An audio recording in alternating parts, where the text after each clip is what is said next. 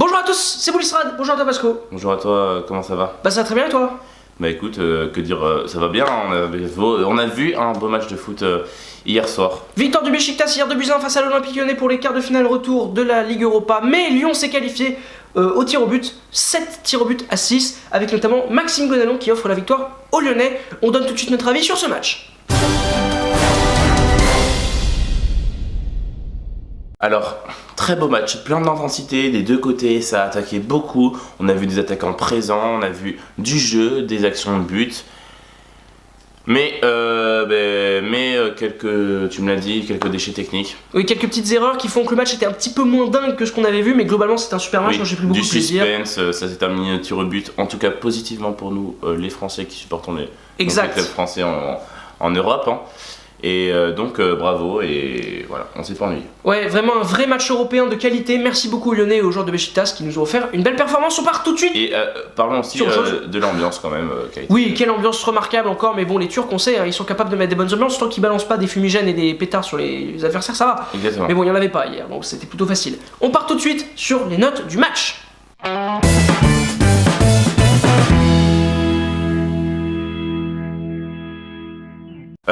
Alors globalement ce match, moi je l'ai noté 7,5 pour un match 7,5, 8 parce que c'est vrai que je me suis vraiment pas ennuyé, comme je vous l'ai dit, il y a eu du suspense. Ça s'est bien terminé pour les clubs, pour Lyon, donc bravo à eux, et puis voilà. Ouais, moi je mets 7.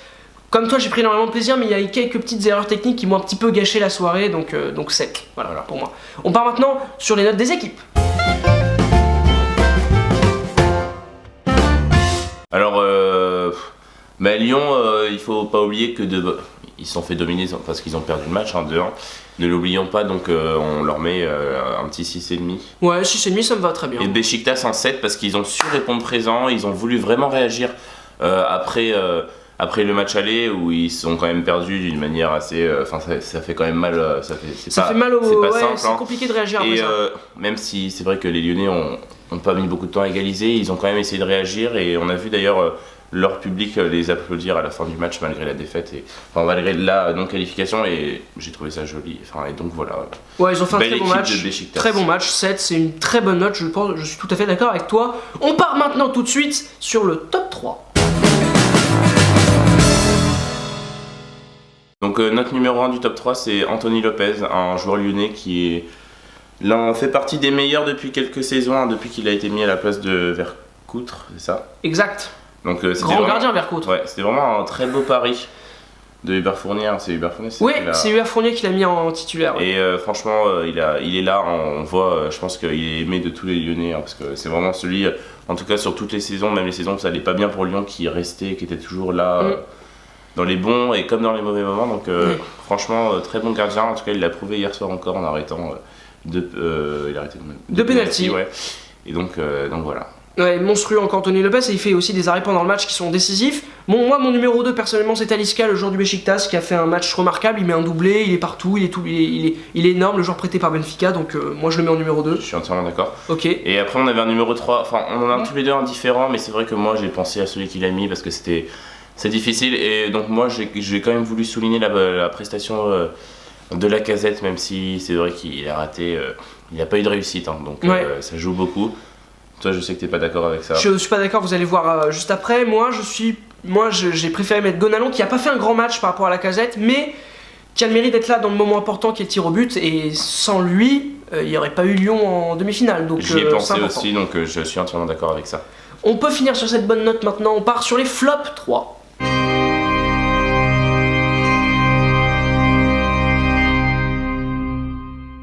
Alors en flop 3, moi je sais pas si j'ai un ordre vraiment, mais peut-être qu'en numéro 3 je mettrais Jallet. Moi en numéro 3 je mets Lacazette moi. Alors il fait un super match, il est disponible, il court partout. En même temps t'as pas beaucoup de joueurs qui ont fait des très mauvais matchs. Lacazette fait partie des joueurs qui ont bien joué, mais quand t'as un buteur qui se dit capable d'aller en équipe de France et d'être titulaire, tu dois pas rater 3 occasions sur 4. Surtout dans un match aussi important. Et en plus le but qu'il met, c'est son occasion la plus difficile. C'est un peu dommage. Ouais, dommage pour lui, c'est vrai qu'il n'y a pas de réussite, il touche le poteau. Et la barre transversale, ouais. La barre transversale, donc pas de réussite, pas de chance. En plus, il sort sur blessure, je sais pas. Sur une blessure musculaire, je sais pas trop. Mais... J'espère que ça va aller pour lui parce qu'ils ont besoin les Lyonnais en cette fin de ils ont saison. besoin, ça c'est sûr. Mais donc voilà, et puis franchement c'est dur après. Moi personnellement j'allais comme toi, je l'ai mis numéro 1 moi. Parce que j'ai en plus du penalty qui rate, il fait pas un bon match donc pour moi, numéro 1 facile. C'est vrai, mais après il y avait quand même les défenseurs turcs qui ont aussi raté un penalty comme j'allais. Et qui n'ont pas été franchement au niveau. J'ai cité Tozic, moi personnellement, que j'ai trouvé très moyen, mais vraiment très moyen pendant le match. Je l'ai mis en numéro 2 parce qu'il a quand même fait 2-3 interventions intéressantes, mais à part ça, il a pas fait grand chose quoi. Il s'est fait manger par Diakabi 3-4 fois sur les coups de pied arrêtés donc. Oui, c'est vrai que Diakabi il met une action en fin de match. Oui, enfin bon. Et d'ailleurs, ouais, non mais. Voilà. Je vais parler d'un autre très bon joueur dans ce match, mais là on est dans les flops. Donc, c'est Quaresma, je pense. Non, moi en bon joueur. Ouais. Donc j'ai bien aimé, c'est le gardien turc. Ah oui, Fabri, mais j'ai pensé à le mettre dans le top, mais malheureusement il a pas réussi à gagner la séance de tir au but. C'est pour ça que j'ai privilégié Lopez. Si Beşiktaş avait gagné le match et s'était qualifié au tir au but, j'aurais mis Fabri. Voilà pour les petits trucs. On passe maintenant au coach.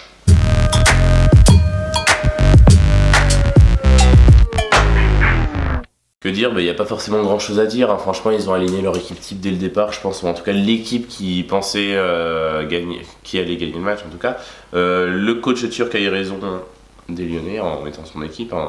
Ils ont gagné le match, les Turcs 2-1, donc après aux Turcs, moi je leur mettrais en 6,5, 7. Moi je suis assez d'accord avec cette note. Et puis Bruno Genesio... Moi j'ai mis 5,5 pour Genesio, voilà. En fait il a mis vraiment la compo... Il a mis la compo qu'il devait mettre, et puis il a fait les changements qu'il devait faire un peu tard encore, mais c'est du Genesio, c'est normal. Et puis en plus le choix fort en quelque sorte c'est de sortir Lacazette, mais c'est même pas un choix personnel parce que c'est juste une blessure, donc 5,5 moi. Ouais, et puis c'est vrai qu'il était pas là à la séance de penalty, et c'est un de leurs meilleurs tireurs de penalty sans aucune blague ou autre, et du coup c'est vrai que... ouais, c'est sûr. Ça aurait pu les déstabiliser. Et donc voilà. Moi je parle maintenant, j'aimerais qu'on parle un petit peu effectivement de l'arbitrage. Mais franchement, hier on a vu un arbitrage, en tout cas qui a le mérite d'arbitrer en Coupe d'Europe et qui n'a pas forcément fait beaucoup d'erreurs, non, il n'a pas fait beaucoup. Des erreurs flagrantes quoi. Donc, moi je lui ai mis 8 parce qu'il a fait un match comme l'arbitre de Monaco la dernière fois. C'est ça. Pas catastrophique du tout, même très bon, en plus dans une ambiance difficile. Il a fait quelques petites erreurs, il s'est fait un petit peu abuser 2-3 fois, mais sinon ça va. Mais globalement c'est ça. Voilà, donc 8, je pense que c'est une bonne note. Oui, corps arbitral. Hein. Ouais, on passe maintenant à l'envie de Vasco.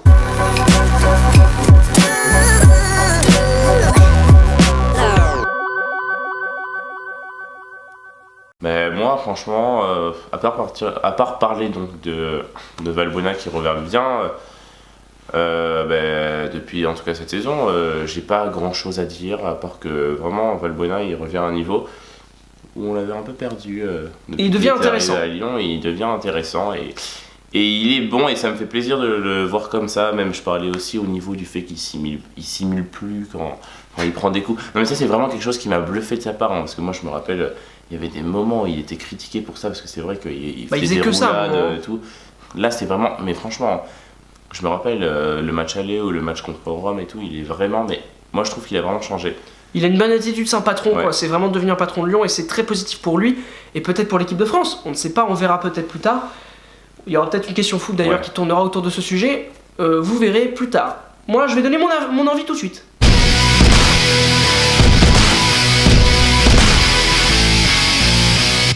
J'ai tout bêtement envie de parler de Genesio parce que je suis le premier à le critiquer, à juste titre d'ailleurs, parce qu'il fait beaucoup d'erreurs, mais il faut quand même le dire, cette saison, il a emmené son équipe en demi-finale de la Ligue Europa, en battant la Roma, puis le Beşiktaş, deux équipes très difficiles à aller chercher, il l'a fait, donc c'est pas un grand entraîneur, je le pense toujours, je pense que Lyon pour grandir doit changer, mais quand même je tenais à féliciter Bruno Genesio pour ce parcours assez intéressant des Lyonnais en Ligue Europa. C'est dommage qu'il n'y ait pas la Ligue 1 avec, parce que bon, Ligue 1 ils ont été mauvais, mais au moins pour la Ligue Europa, je peux te féliciter Bruno, bravo!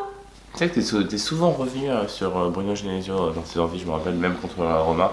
Ouais. Donc voilà, comme quoi on peut changer nous aussi. Ouais, on est assez objectif, là il qualifie son équipe, on peut que être sympa. Il a fait une petite déclaration après la qualification de ses joueurs en disant qu'il pensait que Bruno Genesio avait prouvé qu'il était un grand coach ou un bon coach. Ouais, non, sa saison en Ligue 1. Pas ces mots exacts, hein, mais. Sa saison en Ligue 1 pour moi prouve que ça n'est pas un bon coach, mais bon, il a quand même fait ça pour la Ligue Europa et Lyon, c'est bien. Bravo. C'est important en tout cas pour l'indice UEFA. Oui. On espère que ça va continuer, hein, Monaco et Lyon, allez-y, parce qu'on a besoin de ça.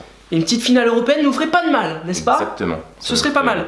J'espère que vous avez apprécié cette vidéo. Merci beaucoup à toi Vasco. Merci à toi. Maintenant, il est temps, évidemment, je vais m'en aller. Pourquoi? Parce que c'est la publicité.